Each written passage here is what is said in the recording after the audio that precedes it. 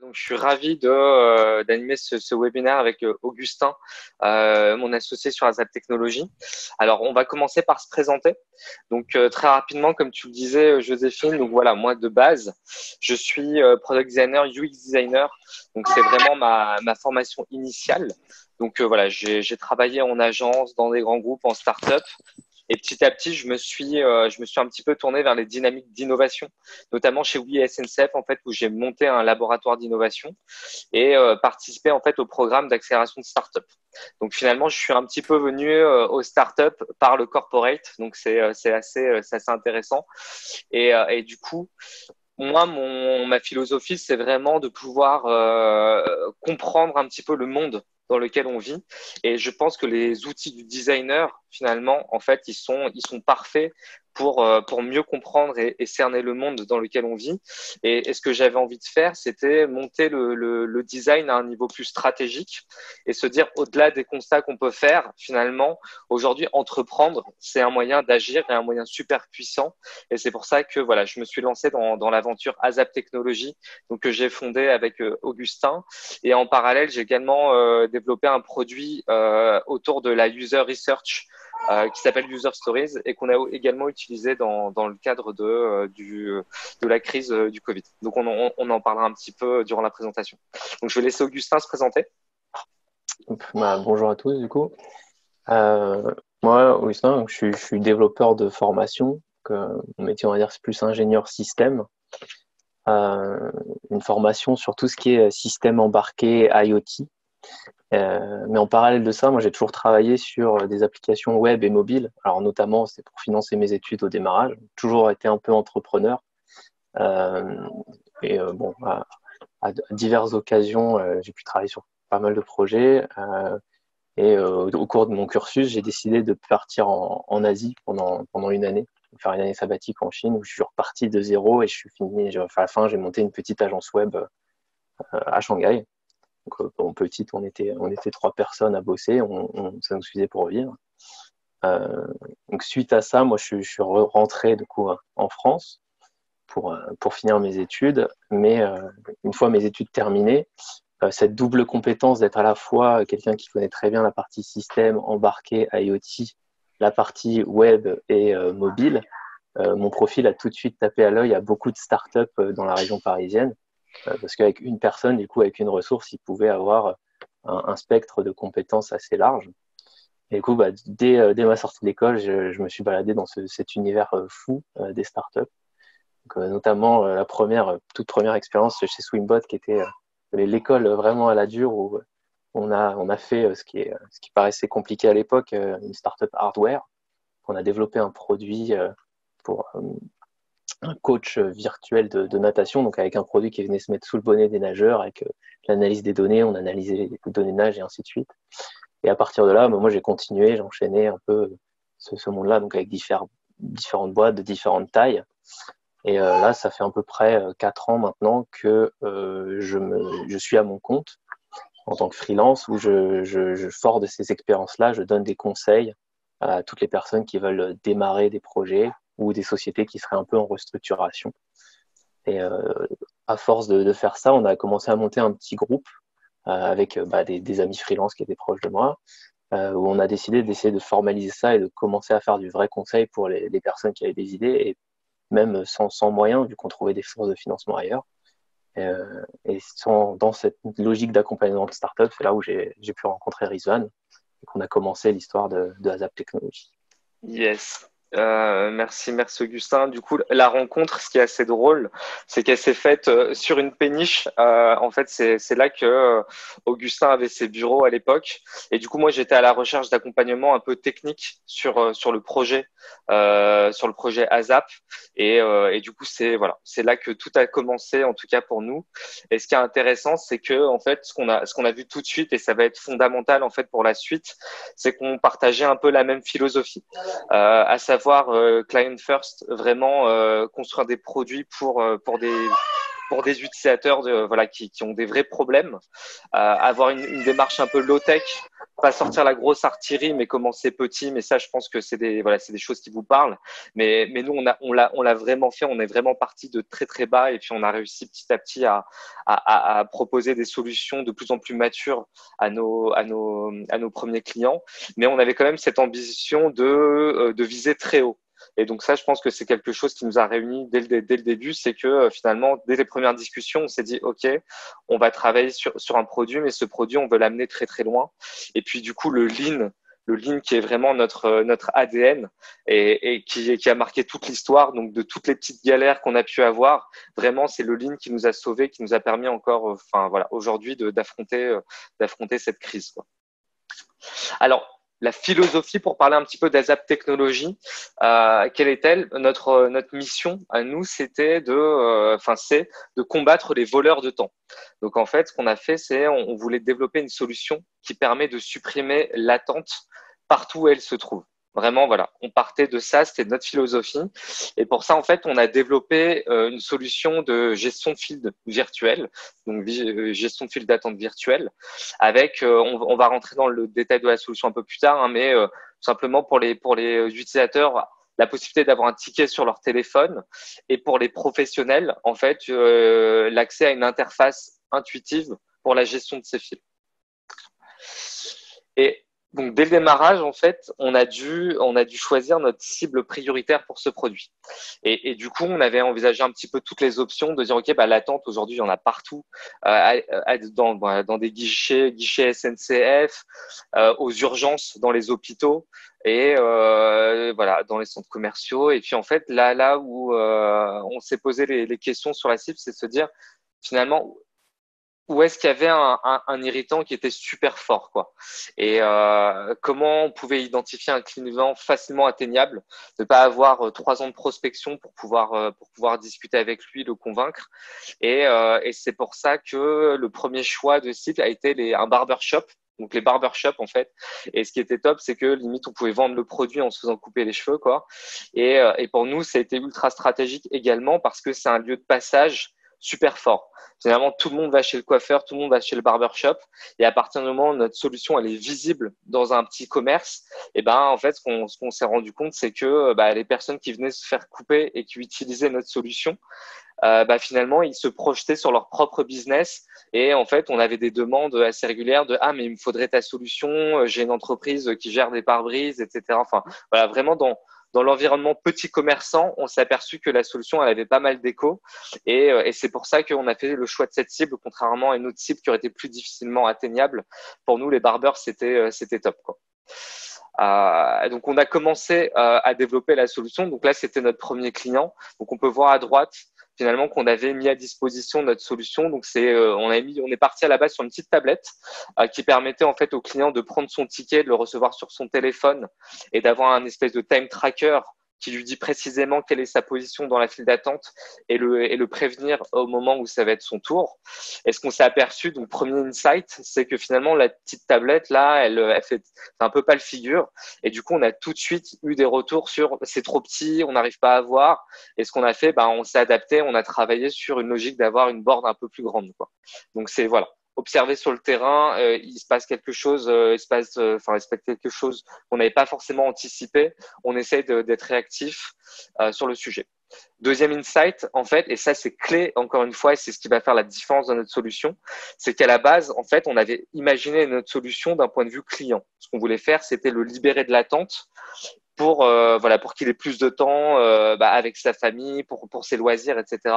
Et on avait un petit peu mis de côté la vision professionnelle qui finalement était notre client. C'était celui qui payait, mais voilà, on n'avait pas forcément construit le produit autour de ça.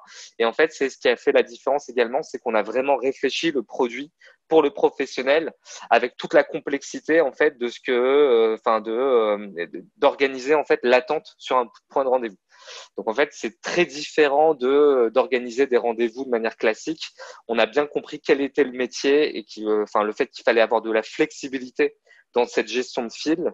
Et je pense que c'est ce qui nous a permis de créer un produit suffisamment robuste pour s'adapter à d'autres typologies de secteurs et d'univers, et notamment au secteur de la santé. Et c'est ce qu'on va montrer un petit peu dans la présentation.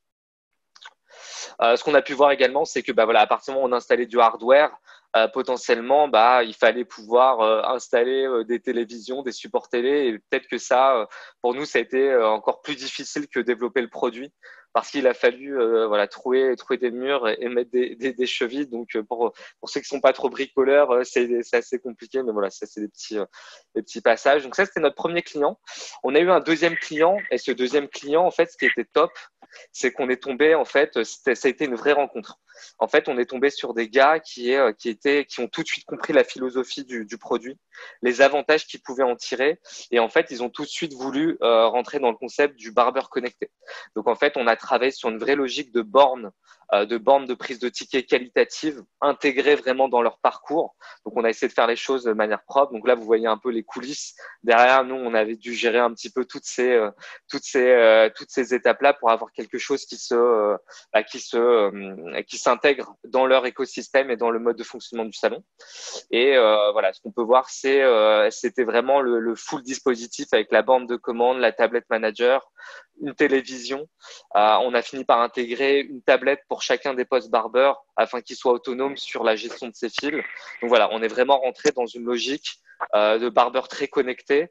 Et du coup, de notre côté, ça nous a permis en fait de gérer, de monter en compétence sur du hardware et de gérer vraiment toutes les points de contact qui peuvent être liés à une file d'attente. Rizvan, on a une petite question. Ouais. Est-ce que c'est vous, par exemple, qui vous financiez la télé que vous mettiez à disposition, ou est-ce que, par exemple, c'est le barbershop qui payait la télé et juste vous lui passiez le logiciel? Alors, en fait, on avait un petit peu deux modes de fonctionnement. Sur les télévisions, c'était un investissement barbeur. Donc, ce qu'on essayait de faire, c'était d'avoir un minimum de trésorerie qui soit bloqué dans du hardware. Et nous, en fait, on venait et on proposait le soft. Donc là, par exemple, sur ce deuxième barbeur, finalement, c'est lui qui a financé. Les télévisions, elles étaient déjà sur place, donc on est venu se connecter. En revanche, il a financé la borne. La borne de prise de tickets, les tablettes, voilà. Et nous, en fait, on venait déposer le soft.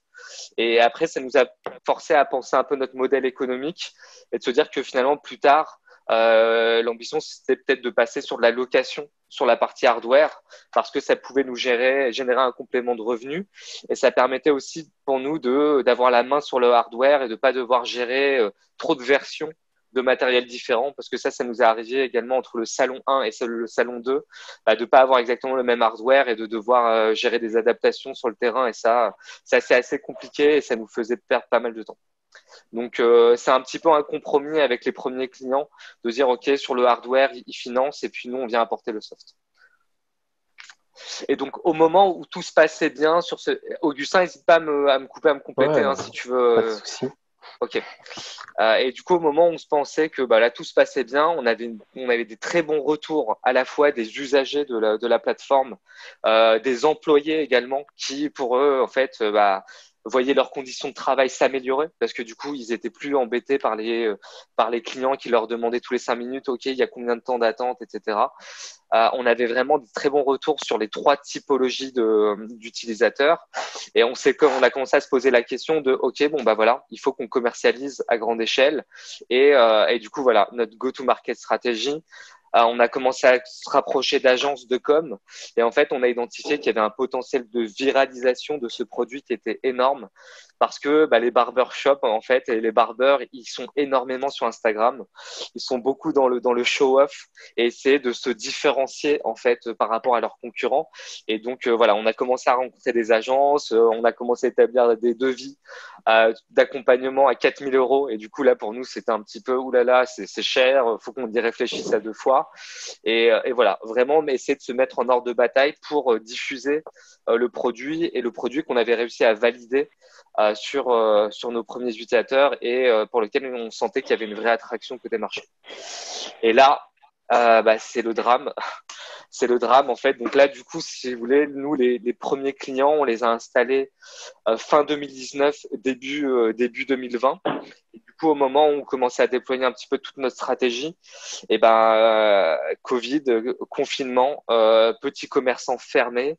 Et donc là, on a dû se poser énormément de questions et c'est un petit peu là que tout a basculé.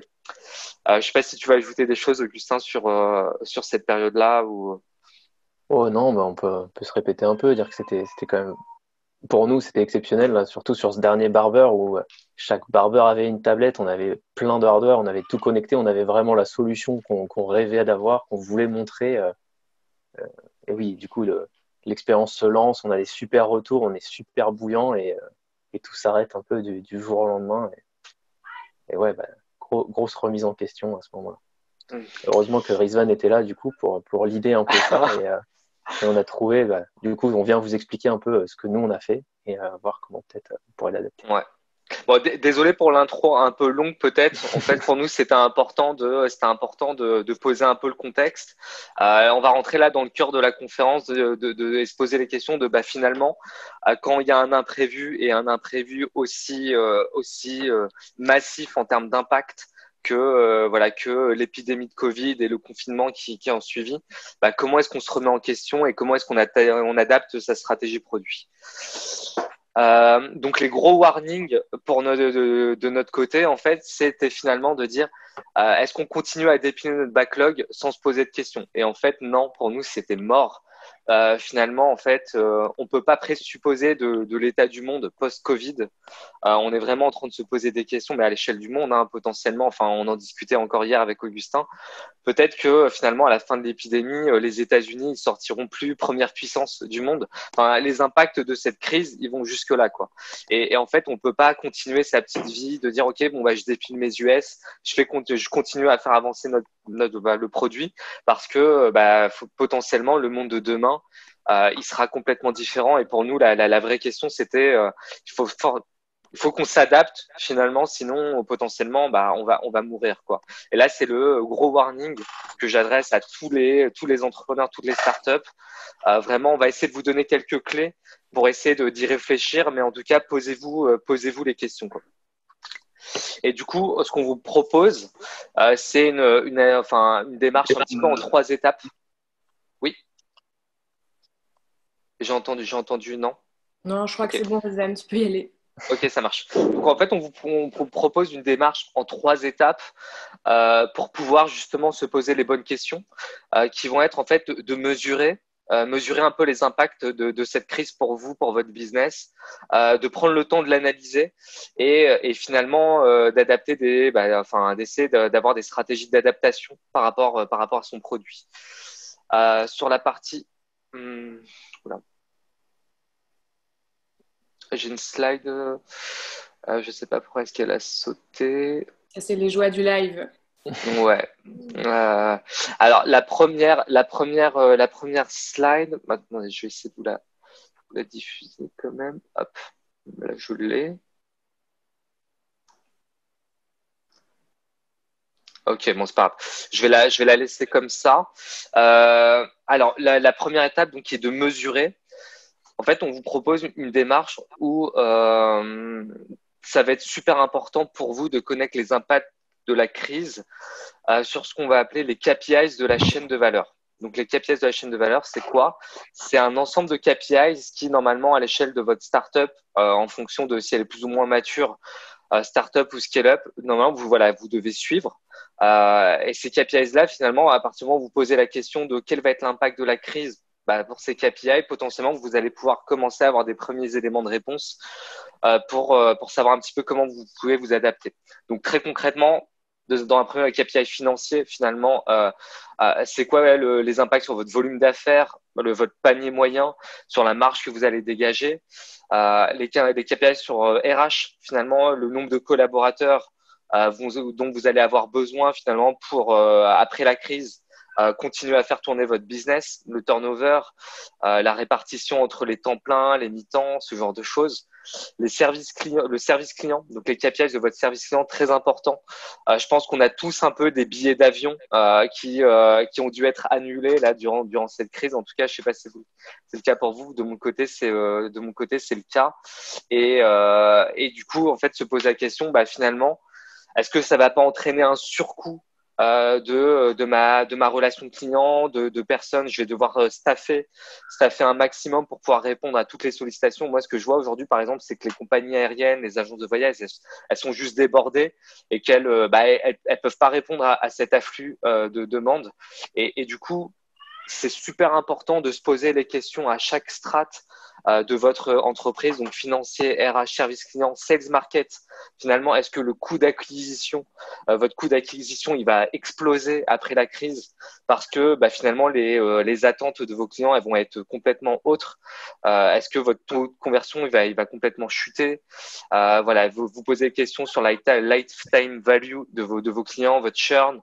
Enfin, je vais pas rentrer dans le détail de la mesure parce que le but et l'objectif du webinaire, c'était plutôt sur comment est-ce qu'on s'adapte. Mais en tout cas, il y a des outils qui existent, il y a des boîtes comme Fly the Nest. Donc moi, c'est un petit peu avec eux que je suis monté en compétence sur ce type de sujet qui peuvent vous accompagner sur ces problématiques. Mais en tout cas, posez-vous la question de c'est quoi les impacts sur les KPIs principaux de ma chaîne de valeur. C'est super important. Ensuite, une fois que vous avez fait le constat sur les KPIs de votre chaîne de valeur, ce qui va être intéressant et super important, c'est l'analyse.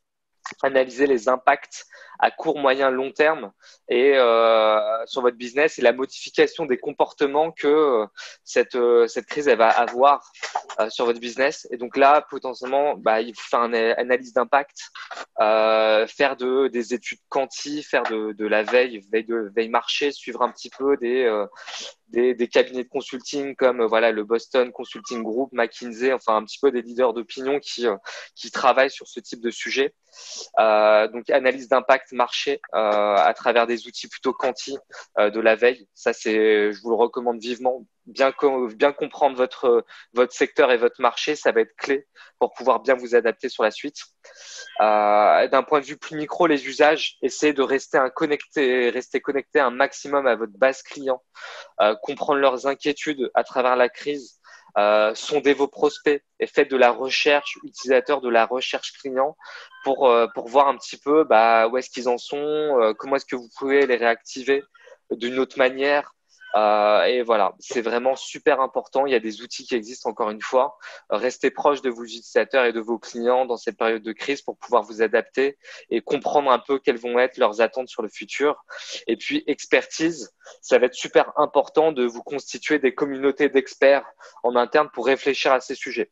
Donc, des personnes qui comprennent bien leur périmètre et qui vont faire l'effort intellectuel d'analyser en fait les impacts de la crise pour le périmètre qu'ils gèrent au quotidien.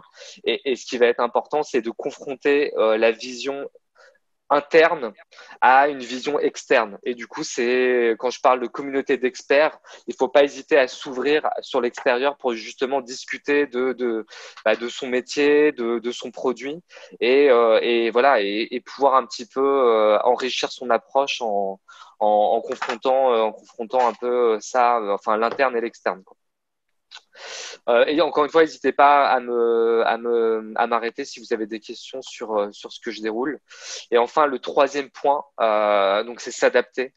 Pour nous, plus que jamais, la question de la valeur du produit, elle va être fondamentale.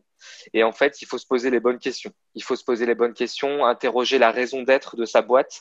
Il faut pas souvent le faire, mais là, je pense que dans une période comme celle-ci, c'est important de se poser la question de la raison d'être de sa boîte et de la questionner, savoir si elle est toujours d'actualité. Est-ce qu'il n'y a pas un effort à faire en ce moment, en tout cas pour la réinterroger.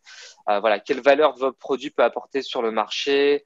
Interrogez vos cibles. Le marché, ça, bon, je me répète un petit peu, mais ça va être important. Se poser la question du positionnement de son produit. le réadapter potentiellement aux nouveaux besoins de ses clients historiques, ou alors l'adapter en fait à la cible de nouveaux clients potentiels.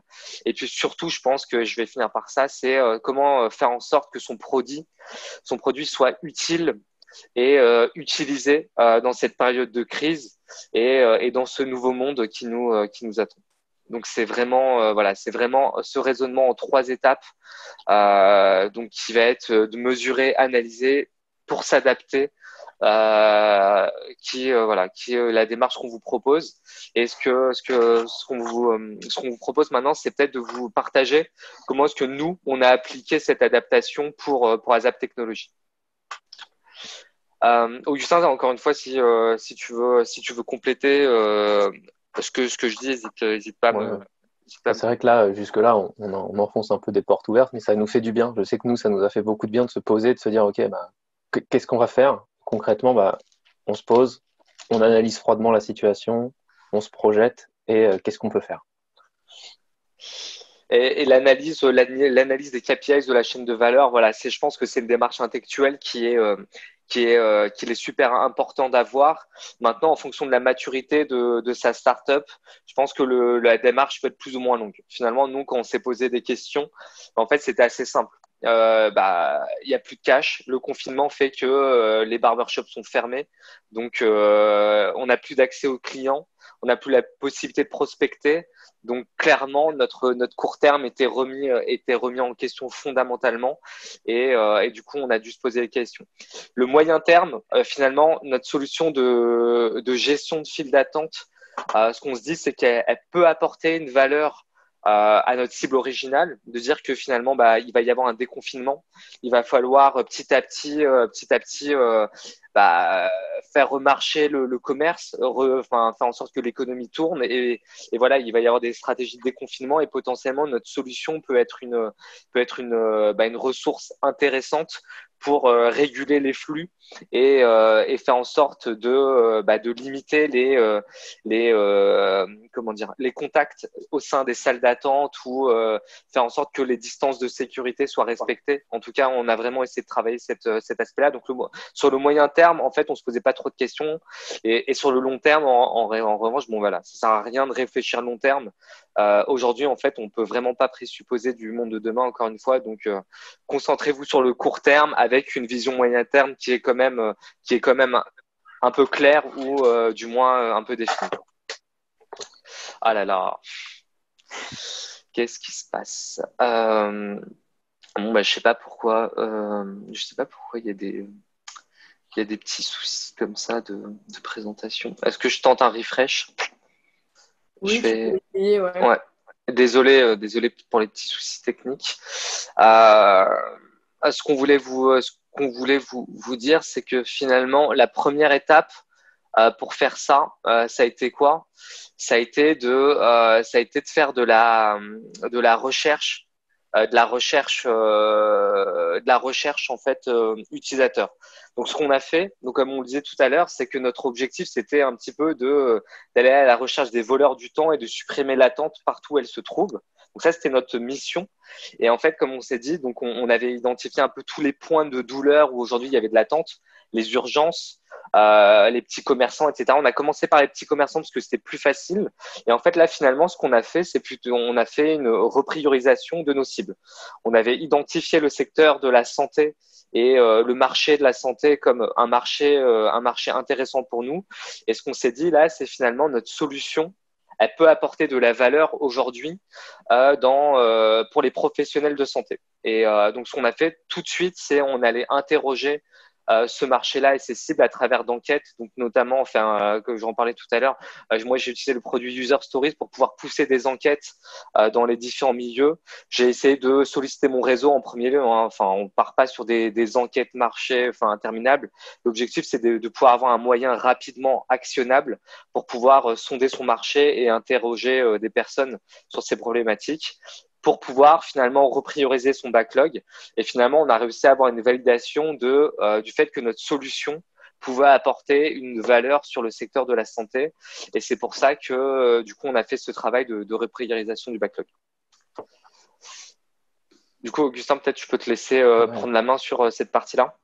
sur comment on a décidé d'augmenter notre force de frappe. Donc déjà, petit retour sur le backlog. C'est vrai que nous, on s'interdisait un peu la santé. On avait eu des expériences déjà un peu traumatisantes chacun. Aux urgences, on attendait des 6 heures. On s'est dit, il y a un pain très fort aux urgences. Mais c'est la santé, c'est compliqué, c'est des process longs et lourds. Et nous, on s'interdisait ça. Donc dans notre backlog, c'était tout en bas.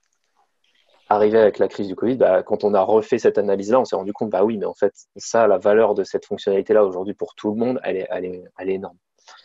Donc, c'est posé la question de, OK, on est dans une période de crise, il faut qu'on agisse très, très vite. En fait. On ne peut pas avoir un mois de développement pour donner une solution dans un mois. Donc, il va falloir qu'on augmente notre équipe, qu'on arrive à trouver les bonnes personnes, qui aient les bons interlocuteurs. Et pour faire ça, donc, on a décidé d'augmenter notre force de frappe. On a 2 points clés pour nous. Donc, le premier, on a open sourcé une partie de notre application. Donc, ça, c'était une volonté de se dire, OK, s'il y a des personnes qui sont un peu dans la même démarche que nous, qui veulent aider, en donnant accès à notre code source, il y a des personnes qui pourront volontairement venir et ce sera plus simple d'onboarder les gens. C'est-à-dire qu'on n'aura pas besoin de les employer, on n'aura pas besoin de les faire venir, même d'avoir des locaux, des bureaux. Les gens qui travaillent en général sur des projets open source ont l'habitude de travailler à distance. Donc, ça a été une première stratégie. La seconde, c'est le hackathon. Alors, le hackathon, c'est quelque chose qu'on a ciblé depuis un moment. Quand on a besoin d'augmenter son réseau, qu'on a besoin de rencontrer des nouveaux développeurs ou même de tester des nouvelles technologies, le hackathon, c'est l'outil parfait pour faire ça. Et du coup, c'est ce qu'on a fait. On a eu la chance de trouver un hackathon pour venir nous aider. Donc ça, voilà, la partie open source, toutes les boîtes ne peuvent peut-être pas se permettre de le faire. Participer à des hackathons en tant qu'équipe, c'est vraiment bénéfique pour ce genre de choses, pour une startup en tout cas. Et du coup, en fait, sur ce hackathon, ce qui est intéressant, c'est que finalement, nous, ce qui nous a mené à ça, c'est finalement, c'est un message de Sébastien Morel, qui de manière, totalement, spontanée, en fait, a posé un message vidéo sur LinkedIn en sollicitant un petit peu toute sa communauté et les experts un petit peu qui pouvaient exister. Pour essayer de mobiliser en fait afin de trouver des solutions d'appoint pour lutter contre le Covid quoi. Et en fait ils ont monté ça, donc encore une fois franchement je les remercie. Ils ont été géniaux parce qu'ils ont réussi à structurer quelque chose super rapidement. Donc là on se parle de vraiment c'est à peine une semaine après le confinement quoi. Enfin ils ont réussi à monter cette initiative et en 48 heures finalement il y a 9 solutions qui ont réussi à émerger de ce hackathon, dont nous, en fait, notre solution qu'on a réussi en fait à réadapter pour les professionnels de santé, notamment en réussissant à valider le use case médical. Donc, ce qui était top, c'est que finalement, il y a eu énormément de personnes qui ont participé. Et nous, on s'est retrouvés en fait en conf call avec des médecins à Annecy qui nous expliquaient en fait quel était leur point de douleur sur le terrain. Et en fait, c'est ça qui nous a permis d'affiner le produit au fur et à mesure. Donc, ce qui a été compliqué, c'était de faire de la recherche utilisateur à distance derrière un ordinateur, mais finalement, quand il y a de l'énergie et qu'il y a des personnes qui se mettent ensemble pour pouvoir résoudre des problèmes, on se rend compte qu'on peut faire énormément de choses. Donc voilà, ce hackathon a été clé. Ça a été vraiment un point, un point d'étape un peu critique pour réussir un petit peu à dérouler la stratégie. Et du coup, nous, ça nous a permis de gagner en réseau. On a rencontré plein de personnes. On a renforcé l'équipe.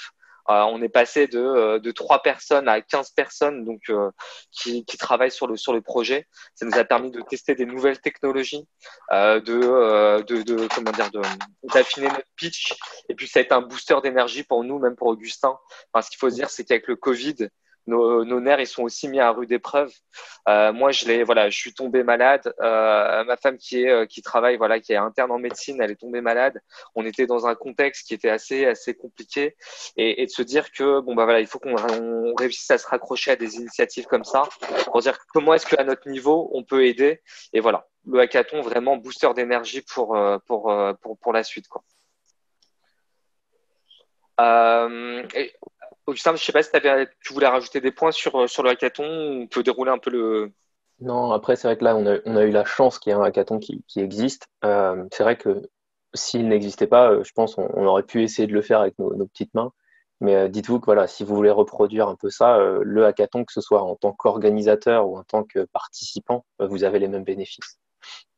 Et ce qui a été fou quand même, c'est de voir le nombre de personnes qui voulaient aider, quoi. Ouais. Là, il y a une quantité de personnes sur le Slack du hackathon. Il y a un Slack, le Slack de l'APHP. Je ne sais pas si vous en avez entendu parler. Il y a 16 000 personnes, 16 000 bénévoles qui sont présents sur le Slack avec un travail de modération de dingue de la part des admins pour justement gérer cet afflux de bénévoles et faire en sorte que du coup il y ait une clarification des missions et que les compétences de chacun soient mises à disposition. Mais on est vraiment dans un contexte de solidarité qui est quand même dingue. Et ça fait voilà, c'est super motivant et ça fait chaud au cœur, quoi. Donc, je vous propose très rapidement de passer un petit peu sur la solution qu'on a retravaillée durant le hackathon. Donc, finalement, voilà, on avait cette solution qui existait pour les barbeurs, comme on vous l'a montré. Et en fait, ce qu'on s'est dit, c'est qu'on avait une valeur à apporter, notamment en fait sur des lieux de consultation, des lieux de consultation ambulatoires. Donc, en fait, ce qui se passait, c'est qu'avec le Covid, il y a eu énormément de cabinets médicaux éphémères dédiés au Covid. Donc, finalement, c'est quoi? C'est une tente dans un gymnase qui va permettre en fait à des professionnels de santé de recevoir des personnes. Et en fait, il n'y a pas du tout d'informatique sur place. Ils ont très peu de moyens et il y a toute une régulation à faire dans les patients. Et du coup, voilà, on a identifié ce use case, on a identifié les urgences pour lesquelles finalement aujourd'hui c'était très dangereux que des personnes attendent dans un même endroit et finalement s'exposent à un risque de contamination. Et c'est ça un petit peu qu'on a essayé de formaliser en identifiant le pain pour les patients. Qui est finalement ils veulent attendre facilement, enfin ils souhaitent identifier facilement un lieu de consultation, éviter d'attendre trop sur place pour pas se faire contaminer.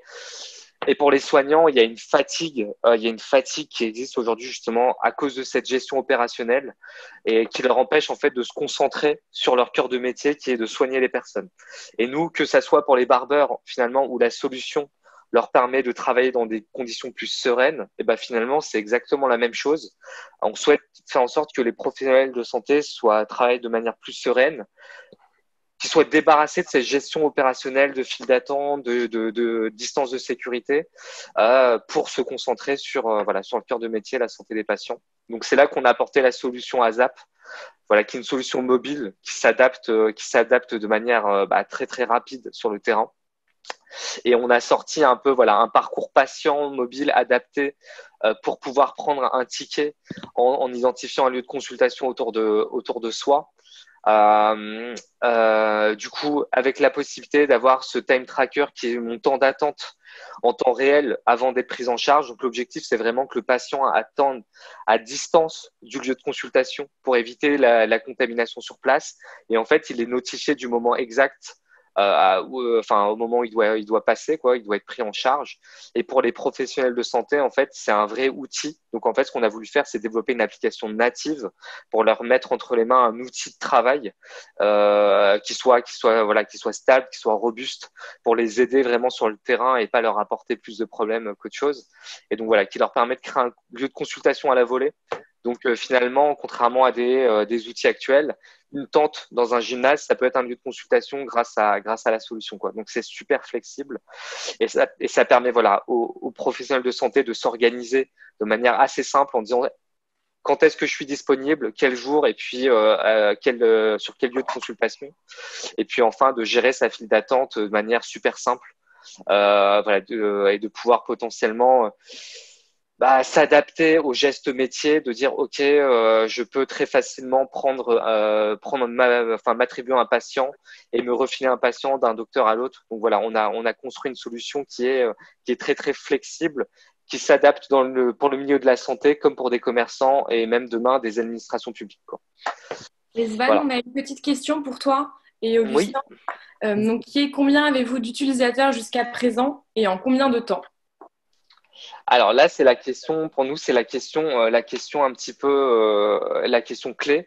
En fait, ce qu'on a, on a des utilisateurs qui sont intéressés par la solution, mais on n'a pas encore déployé sur le terrain. Donc là, vraiment, comme je le disais, on sort du hackathon, on finalise les développements et l'application dédiée Covid entre guillemets, l'objectif c'est qu'elle sorte là dans les prochains jours sur les stores.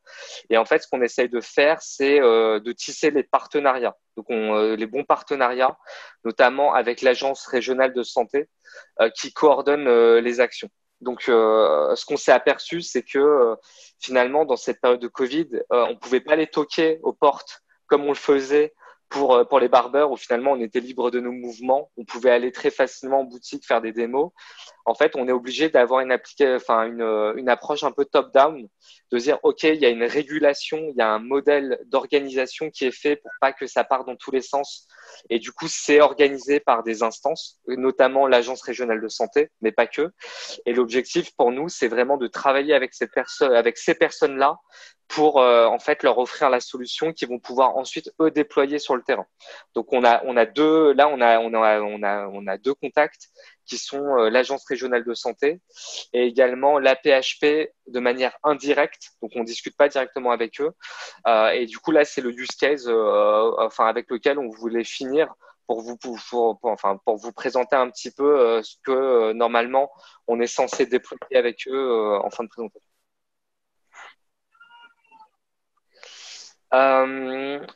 Pour finir très rapidement, donc voilà, ça a été aussi pour nous l'occasion de mettre l'application en conformité juridique. Donc voilà, à partir du moment où on touche à des données de santé, c'est plus du tout la même sensibilité que des données liées à des barbershops. Donc voilà, il y a tout un tas de choses qu'on a dû faire et on a onboardé notamment Thomas dans l'équipe, qui est aujourd'hui le DPO officiel de ASAP Technologies. Et donc voilà, quand je disais qu'on a onboardé pas mal de personnes, donc c'est vraiment plein de personnes qui nous ont rejoints. Donc on partait de 3 personnes, là aujourd'hui on est 15. Et on a même des bénévoles supplémentaires qui nous aident à travailler sur des supports de communication. Donc, si on devait compter vraiment toutes les personnes, on est plutôt une vingtaine de personnes aujourd'hui qui travaillent sur le projet, de l'application. Et pour en dire 2 mots, peut-être juste, si je peux revenir sur juste la slide encore avant, qu'on a des profils complètement atypiques, notamment Frédéric, qui nous a surpris. On a un pompier data scientist. C'est des choses qu'on n'aurait jamais pu rêver avoir sans passer par le chemin par lequel on est arrivé. Voilà. Donc c'est pour vous dire.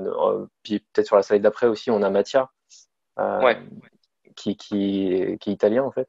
Donc il y a vraiment de la solidarité même à l'international. C'est-à-dire que c'est pas c'est un mouvement quasi on a une crise mondiale et du coup les solutions sont aussi très rapidement ouvertes mondialement. On veut tous aider, on veut tous participer et le potentiel de la valeur entre guillemets de la solution qu'on développe ici, grâce à Mattia, elle pourra potentiellement se déployer aussi en Italie très simplement.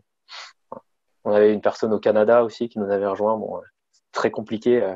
La France, l'Italie, le Canada, du coup, bon, elle suit un peu le projet de loin, mais pareil. C'est des personnes qu'on pourra enclencher, qui connaissent le produit, qui ont développé un peu dessus, pour nous aider à le déployer international. Mais ouais, on est dans une phase un peu critique là, comme on dit, on finalise un peu le produit. Mais Mathias, c'est vrai qu'avoir un développeur italien, comme tu disais, on sait que l'Italie a été touchée de plein fouet. C'est vrai que cette logique un peu open source qu'on a adoptée aussi et ces différentes contributions pourrait faire en sorte que demain l'impact il soit juste fou. Et nous voilà, ça nous fait monter en compétence aussi sur de l'organisation de tout ça en remote avec des personnes qui ont des time zones différents. Et en fait, on se rend compte que le product management, c'est un métier. Et Lyon l'enseigne très bien. Et du coup, là, on renforce l'équipe avec un product owner là qui nous a rejoint depuis hier pour nous aider à structurer un petit peu tout ça parce que voilà, on en avait besoin. Et c'est là où en fait, on se rend compte qu'on peut avoir de la bonne volonté sans un product management efficace. Finalement, les choses avancent moins bien ou moins vite en tout cas.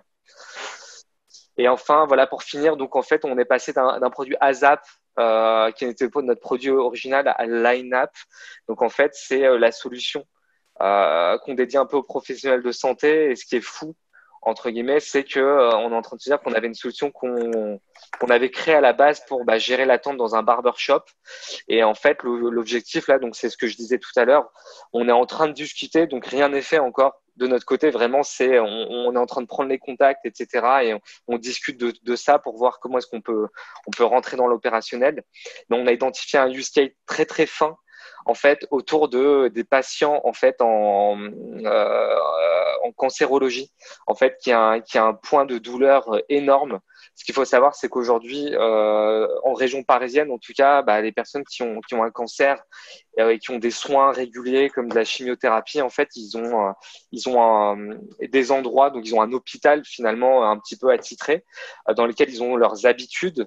Et finalement, avec le Covid, à partir du moment où il y a un patient qui présente des symptômes, et ben, du coup, il faut l'isoler des autres patients parce que du coup, c'est un facteur de risque énorme. Donc, qu'est-ce qui se passe?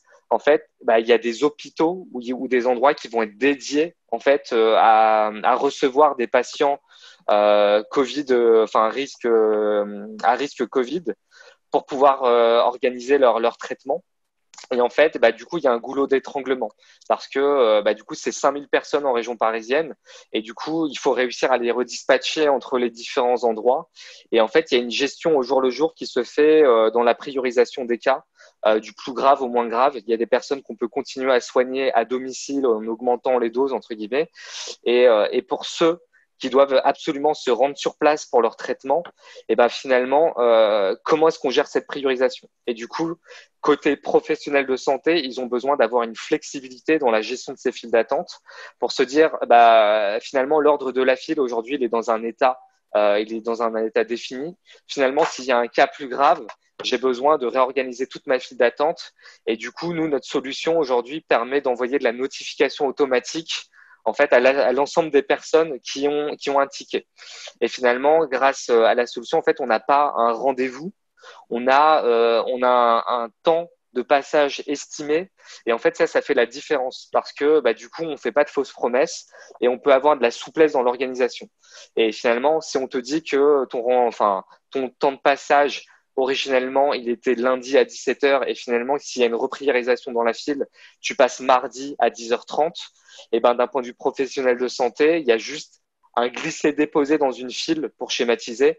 Et en fait, nous, on gère toutes ces notifications et ça leur évite d'appeler tout le monde pour réorganiser les files d'attente. Et là, c'est le cas d'usage le plus fin sur lequel on est en train de travailler et pour lequel la solution pourrait avoir énormément de valeur dans cette situation de Covid. Ouais. Donc voilà, c'était vraiment pour dire, OK, passer de l'attente de clients dans un barbershop à de la gestion d'attente de patients victimes de cancer, en fait, on pensait pas pouvoir le faire et potentiellement, peut-être qu'on peut y arriver. Encore une fois, il faut mobiliser énormément d'énergie, mais avec toute la solidarité qui se met en place, c'est des choses qui sont possibles, quoi. Enfin, même au-delà de ça, le côté des choses qu'on s'était interdit, entre guillemets, de rêver même, de se dire qu'on va s'intégrer sur un SI des médecins. Aujourd'hui, c'est des choses, on est en discussion pour le faire, pour que les médecins gardent dans ces hôpitaux le même système d'information. Donc, on serait accompagné par des partenaires pour le faire. C'est des choses, on n'aurait jamais pu rêver avoir ça avant. C'est complètement dingue, quoi. Sachant qu'aujourd'hui, enfin vraiment, j'insiste encore là-dessus, le pain, le médecin, enfin, un médecin qui est censé faire de la consultation et aider ses patients passe son temps au téléphone avec des assistants, avec des hôpitaux, avec noter sur son petit carnet à côté sa liste de rendez-vous et essayer de voir où est-ce qu'il peut envoyer ses patients et ensuite prévenir les patients. Enfin, c'est un cauchemar pour eux en ce moment. Et si on arrive à les soulager de ça, nous, on sera vraiment contents. Et justement, je rebondis là-dessus quand tu parles des médecins. Est-ce que vous avez co-créé l'app avec du personnel soignant pour valider l'usage? Alors, pas co-créé directement. On a eu beaucoup de retours, on a fait beaucoup d'interviews. Alors, c'est vrai que s'ils sont très, très durs à avoir en ce moment. On a eu du personnel soignant. Alors, j'ai plus l'acronyme en 3 lettres, mais du coup, on a pu discuter longuement pendant plusieurs heures avec une personne qui était en charge de répartir les personnes aux urgences. Donc, on a pu prendre son besoin.